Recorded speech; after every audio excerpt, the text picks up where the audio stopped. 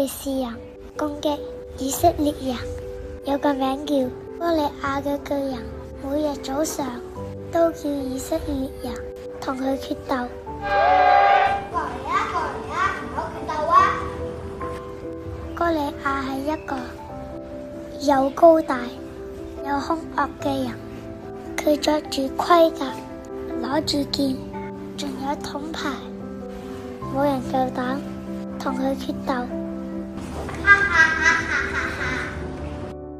大衛係一個對天父好有信心嘅小朋友，佢個哥哥都係以色列嘅士兵。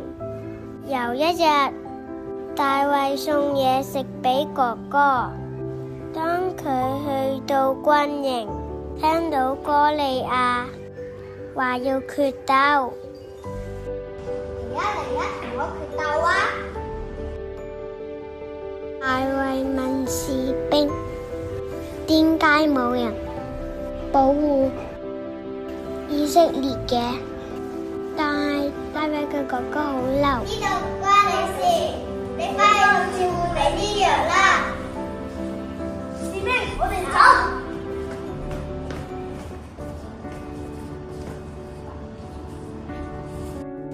但係大衛知道天父會保護以色列。我相信天父會保護以色列㗎。掃羅王知道大衛嘅信心，所以要求見大衛。你幫我把大衛帶過嚟。知道。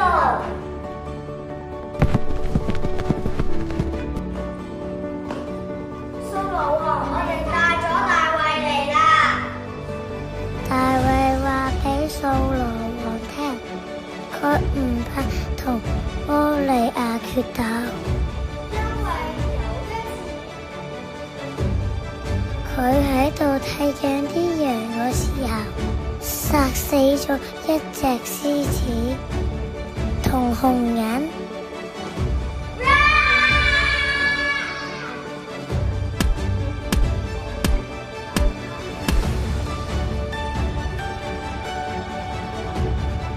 天父嗰陣時保護咗佢，所以大衛知道天父今次都會保護佢嘅。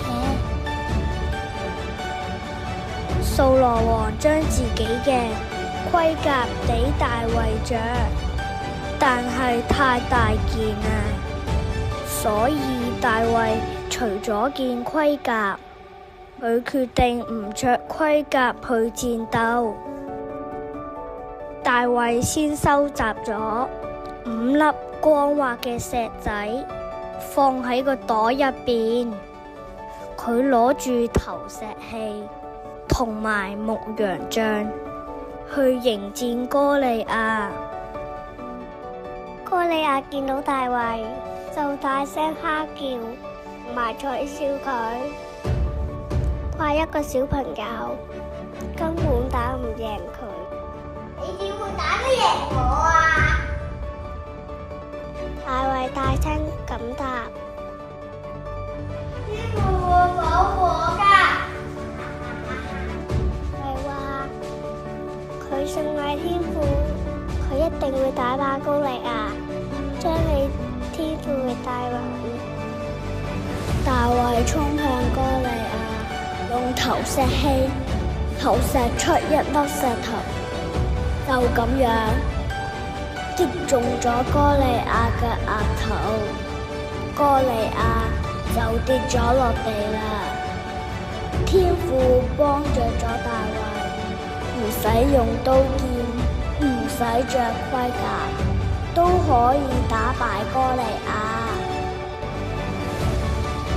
非利士人見到哥利亞死咗，都好驚咁逃走咗。